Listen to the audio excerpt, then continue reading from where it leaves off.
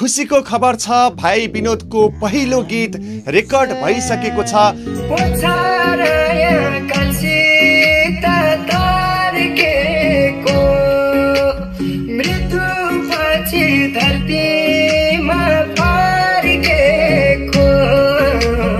आदरणीय दिदी पूर्णकला बिसीसँग भाइ विनोदको पहिलो गीत रेकर्ड भइसकेको छ।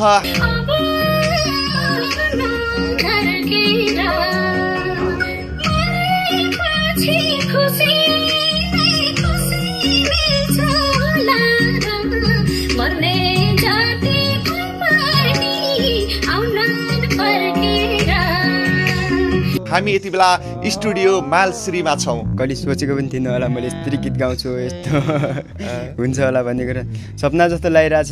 के भइरहेछ? के भइरहेछ अब त्यो जे भइरहेछ विभिन्नमै भइरहेछ हुन त, तर सपना जस्तो लागिरहेछ। भाइको निभेको चुलो बाल्ने होइन, एउटा भत्किएको घरलाई चाहिँ ठडाउने होइन, त्यो सपना भाइको पनि छ र हामी सबैको छ। त्यो सपना चाँडै पुरा होस्। भाइ विनोदको घर बनाउने भनेर हामीले घोषणा गरिसकेपछि कसैले म इट्टा मेरो तर्फबाट, कसैले सिमेन्ट मेरो तर्फबाट, कसैले टिन मेरो तर्फबाट भनेर भनिराख्नु भएको छ। साँच्चीकै सबैजनालाई म धेरै धेरै हृदयदेखि धन्यवाद दिन चाहन्छु। तपाईँहरूको साथ भयो भने विनोद भाइको घर बन्छ, छिट्टै बन्छ, हामी बनाउँछौँ।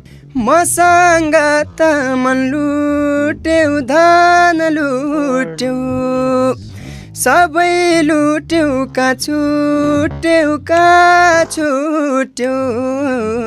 अब रुना धर्केर मरेपछि खुसी नै खुसी मिल्छ होला र, मर्ने जति कोही पनि आउनन् फर्केर। साँच्चीकै भाइले निकै नै मिठो गीत गाएका छन्। आत्मविश्वास क्षणभरमै टुटेर कति रोई भकानो फुटाएर, अब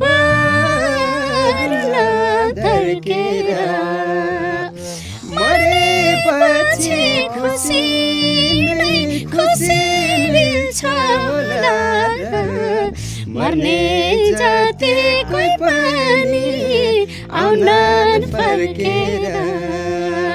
भाइ विनोद महतरा र दिदी पूर्णकला बिसीले सँगै गाएको यो गीत पूर्णकला बिसी युट्युब च्यानल मार्फत छिट्टै तपाईँहरूमाझ आउनेछ। भाइ विनोदले पहिलो पटक काठमाडौँमा पाइला टेकेका हुन् भने पहिलो पटक आज स्टुडियोमा प्रवेश गरेर गीत रेकर्ड गरेका हुन्।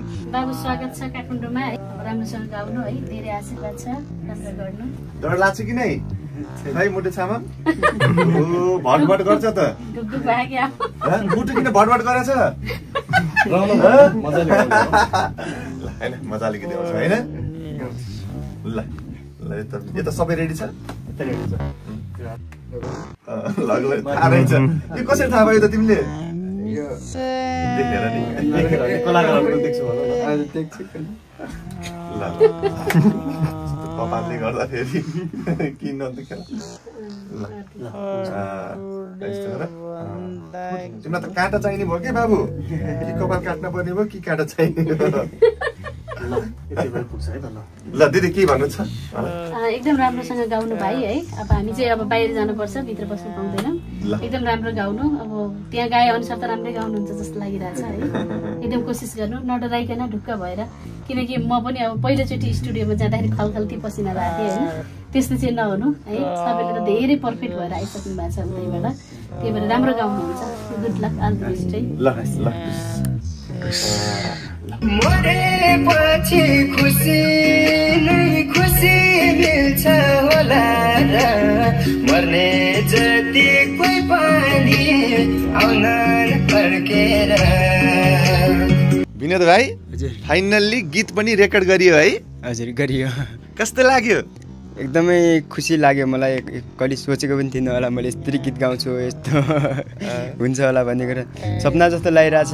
के भइरहेछ? के भइरहेछ अब त्यो जे भइरहेछ विभिन्नमै भइरहेछ हुन त, तर सपना जस्तो लागिरहेछ उहाँ दिदीलाई भेट्न पाउँदा अनि यहाँ सबै भागवत भेट्न पाउँदा यो देख्न पाउँदा धेरै खुसी लागेको छ। स्टुडियो कस्तो हुन्थ्यो होला भन्ने थियो? हजुर लागेको थियो त्यस्तो, तर कस्तो हुँदो रहेछ? एकदम राम्रो हुँदो रहेछ। अनि विनोदले गीत रेकर्ड गर्ने बेला हात कमाउनु भयो कि भएन अथवा अप्ठ्यारो भयो कि भएन विनोदलाई? धेरै अप्ठ्यारो भयो, हात कति मुटु ढुक ढुक ढुक गरिरहेको थियो त्यही पनि कोसिस गर्दा भयो, के गर्दा सफल भइयो। तर कति छिटो रेकर्ड गरेको, आधा घन्टा पनि लागेन भाइले त गीत रेकर्ड गर्दा? खोइ यो कस्तो कस्तो भयो, गाउँदा गाउँदै मैले उता गाउँतिर पनि कसैको डेक सान्तिना डेकमा ट्र्याकमा गा त भनेर भन्थेँ, अनि कहिले कसो सिक्थेँ त्यही अनुसार गाएको, कोही कोही मिल्दो रहेछ। मिल्दो रहेछ होइन? हजुर मिल्दो रहेछ। अनि यति ठुलो अब यति वरिष्ठ कलाकारलाई आफ्नो सामु देख्दा नि, अझ देख्दा मात्रै होइन सँगै गीत गाउँदा कस्तो लागिरहेछ?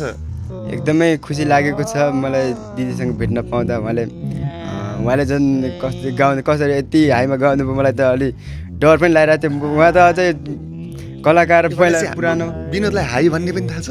हजुर थाहा छ। म कस्तो हाई भने? चिचाएको चिचाएर हाई हुने हो? मतलब हुन्छ नि स्वर ज्यादा हाईमा गाउन सकिँदैन, गाह्रो हुन्छ। अनि उहाँले त कसरी गाउनुभयो एकदम मलाई त अचम्म लागेको छ। म त आफूलाई त कति अप्ठ्यारो भइरहेको थियो, उहाँ झन् छोरी मान्छे नि? छोरी।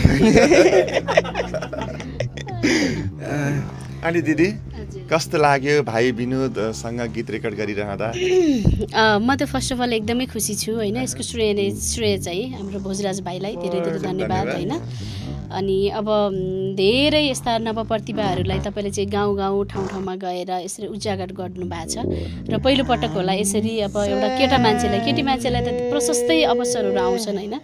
केटा मान्छेलाई चाहिँ अलिक रिस्क नै हुन्छ। तपाईँले त्यस्तो बेलामा पनि तपाईँले ल है केही हुन्छ कि एउटा दुखी गरिबलाई होइन मैले केही गरिदिएँ भने उसको घरमा चुलो बल्ला, एउटा भत्किएको घर बन्ला होइन भनेर तपाईँ त्यति कुना कन्दरामा गएर एउटा राम्रो हिरालाई उठाएर काठमाडौँ जस्तो ठाउँमा ल्याउनु भएको छ होइन।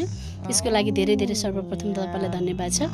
र मलाई चाहिँ भाइको इन्टरभ्यू फर्स्ट अफ अल हेर्दै नै रातिको 12 बजे कस्तो निद्रा लागेन, मोबाइल हेर्दै जाँदै ठ्याक्कै तपाईँको प्रोफाइल आयो।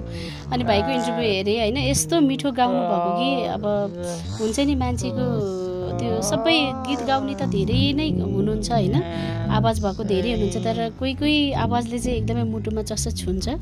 अनि विनोद भाइको आवाजदेखि मलाई एकदमै चस्सकै छोयो कि। अनि मैले एकदमै इमिडिएटली नै डिसिजन गरिहालेँ कि राति नै फोन गरेर मैले राति नै डिसिजन गरेर अनि राजु आरडीलाई होइन मेरो एकदमै साथी अब उमेरले भाइ, तर हामी जस अब गीत सङ्गीतमा चाहिँ हामी सहकर्मी। अनि उहाँलाई चाहिँ मैले राति नै फोन गरेँ 12 बजे राति नै यस्तो गर्दा के होला भनेको। उहाँले चाहिँ अब हुन त यो गीत मैले नै गाउने भनेर बनाएको गीत हो, अनि के गर्ने होला भन्नुभयो। अनि पछि मैले फेरि सोधेँ के गर्ने होला त, तपाईँको त लय शब्द हुन्छ भन्दा बित्तिकै उहाँ एग्री हुनुभयो कि। अनि त्यसपछि बिहान अब उता फाइनल गरेर बल्ल मैले अनि भोजराज भाइलाई मैले कन्ट्याक्टमा ल्याएँ होइन। मैले जस्ट सफल भएँ एकदमै। म त फोन उठ्दैन कि जस्तो लागेको थियो। अनि पछि उठ्यो फोन होइन, कुराकानी भयो। अनि विनोदलाई त्यस्तो केही अफरहरू आएको छ कि छैन गीत गर्ने भन्दाखेरि अब आउन त धेरै आएको छ भनेर भन्नुभयो। मैले चाहिँ उहाँको फर्स्ट आवाज रेकर्ड गर्दा कस्तो होला भनेको, अनि उहाँ चाहिँ एकदमै हुन्छ भनेर भन्नुभयो। अनि एकदमै इमिडिएटली नै डिसिजन गरेर अनि भाइ चाहिँ कहिले काठमाडौँ आउनु होला भनेर एकदमै प्रतीक्षा गरेर आज फाइनल्ली चाहिँ भाइ काठमाडौँ आएर यस्तो मिठो गाउनु भयो कि होइन। म बाहिर बसेर सुनिरहेको थिएँ, म त सोचेको थिएन। हुन त यस्तो हुन्छ, मैले पनि यो भोगेको कुरा हो। म गाउँमा चाहिँ एकदमै मिठो गाउँथेँ होइन, तर म काठमाडौँ आएपछि म एकदम जिरोबाट स्टार्टिङ भएको कि। मलाई त्यस्तै लागिरहेको थियो, भाइ गाउँमा त गाइरहेको छ ऱ्यान्डमली होइन, अब उभिएर होइन अब यतिको खुल्ला आकाशमा गएको र यहाँ आएर म्युजिक ट्र्याकमा गाउँदाखेरि त धेरै फरक हुन्छ होइन। अब गाउन सक्ला कि नसक्ला, अब रेन्ज पनि अलि हाई रेन्जमै छ होइन, त्यो त्यतिसम्मको पुग्ला कि नपुग्ला भन्ने त्यहाँ पनि अलिकति डाउट लागिरहेको थियो। अनि यो कन्फिडेन्ट के थियो भने उसले चाहिँ एकदमै मजाले गाउन सक्छ होइन, किनकि मैले त्यो गाउँदाखेरि मैले देखेको थिएँ नि त, यतिको आवाजले चाहिँ केही गर्न सक्छ है भन्ने चाहिँ लागेको थियो। तर म्युजिक ट्र्याकमा गाउन सक्छ कि सक्दैन भने दुविधा थियो होइन।